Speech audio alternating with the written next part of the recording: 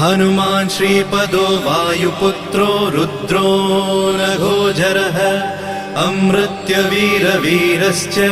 ग्रामवासो जनाश्रयः धनदो निर्गुणः शूरो वीरो निधिपतिर्मुनिः पिङ्गाक्षो वरदो वाग्मी सीताशोकविनाशकः शिवः शर्वत्परो व्यक्तो व्यक्ताव्यक्तो धराधरः पिङ्गकेशः पिङ्गरोमा श्रुतिगम्यः सनातनः अनादिर्भगवान् देवो विश्वहेतुर्जनाश्रयः आरोग्यकर्ता विश्वेशो विश्वनाथो हरीश्वरः भर्गो रामो रामभक्तः कल्याणप्रकृतिस्थिरः विश्वम्भरो विश्वमूर्तिर्